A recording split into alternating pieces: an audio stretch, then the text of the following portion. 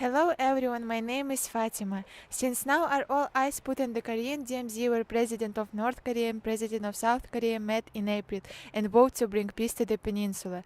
2 years after 1953, both countries decided to build modern villages inside the zone to show the superiority of both countries. South Korea built Kaesong and North Korea built Kejong, 440 yards away from the zone, and this is the only which separates both countries. DMZ dividing the peninsula isn't just considered to be a strategic political meeting point, it is also a highly popular tourist destination. According to the Korea Tourism Organization, DMZ welcomes more than 1.2 million travelers from all across the globe each year, and you're welcome as well. Both sides of DMZ, people must book private or group guided tour with an official operator.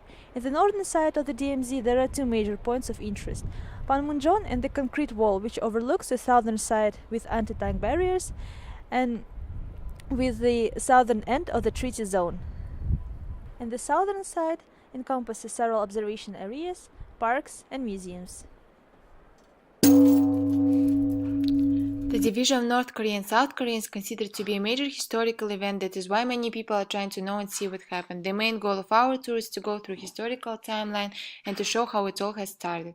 From 1910 to 1945, Korea was under the control of Japanese Empire. But straight after, US and USSR were thinking about what to do with Korea, and they eventually opted to split the peninsula rested on along the 38th parallel. The Soviet Union would handle the north, while the United States would take off the south. Since by the end of 1940 the threat of communism was on the right, an anti-communist dictator Syngman Rhee in the south and Kim Il-sung, a communist dictator in the north, who both claimed to be the legitimate power of all of Korea. On June 25, 1950, North Korea invaded South Korea and a real war has begun. In July, American troops tried to push North Korea back the peninsula, but North Korean army was better trained and equipped than the South Korean. Consequently, Southern forces often stepped back instead of fighting. However, this was not the end, since in September of 1950, during Battle of Incheon, UN was deployed to South Korea to prevent it from collapsing. Fortunately, many North Korean troops were either cut off from their allies or pushed back to the north, which was considered as a decisive victory of the UN. Finally, on July 27 in 1953, both signed an armistice. Even by this time of Simon, nearly 5 million had died, which includes civilians, Communist force, South Korean soldiers, US troops, and many more. Consequently, a new boundary was drawn just north of the 38th parallel, and a 2-mile demilitarized zone between two states was created. The demarcation line that divides North Korea from South Korea was created as a result of the Armistice Agreement, which formally ended the Korean War on July 27, 1953. According to this agreement, the opposing forces established the DMZ as a buffer zone to prevent future incidents that might lead to a renewed outbreak of hostilities. Comprised of 10 members, 5 from each side, the Military Armistice Commission is headquartered at the Joint Security Area at Panmunjom.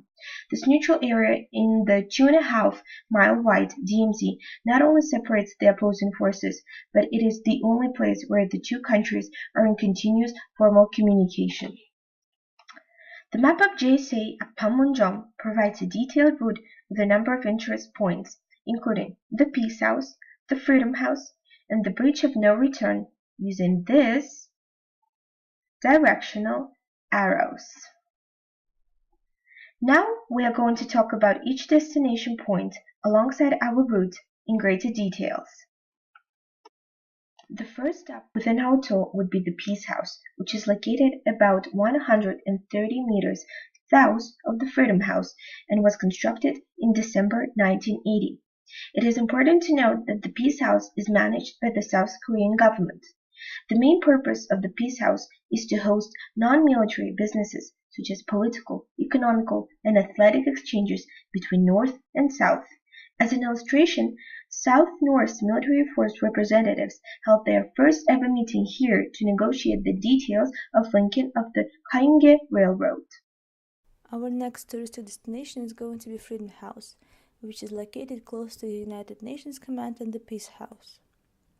It was originally constructed and completed in September 1965 and was used by the Red Cross representatives from the South to make contacts with the North Korean counterparts.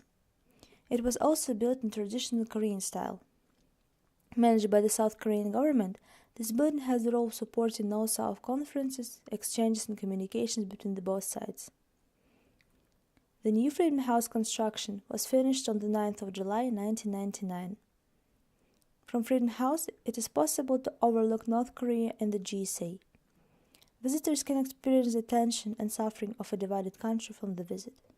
Another historical site which you can also visit is the Bridge of No Return. The bridge crosses the military demarcation line separating two sides of the Korean DMZ. Starting at the end of Korean War, prisoner exchange were made across this bridge. Its name comes from the ultimatum given to prisoners before they crossed the bridge. They could stay in the country where they formerly held, or they could return to their homeland, but once they stepped over the line, there was no going back.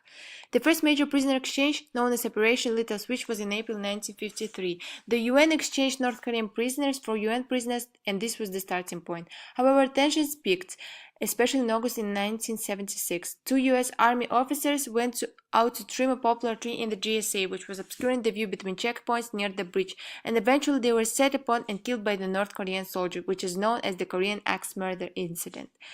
The North Korean built a new bridge right after that incident, and after the Bridge of No Return was never used again, at least not for prisoner exchanges. So, this is the ending point of our political tour, and it was brought to you by Fatima Iskakova, Zhuldyz Ashimova, and Mariyam Mukhamadiyeva. We hope that it provided you with better understanding of the history of the South and North Koreas, drew your attention to this topic, and aroused your interest towards visiting the Korean Demilitarized Zone. It is full of interesting, historically important destinations. And thank you very much for your attention.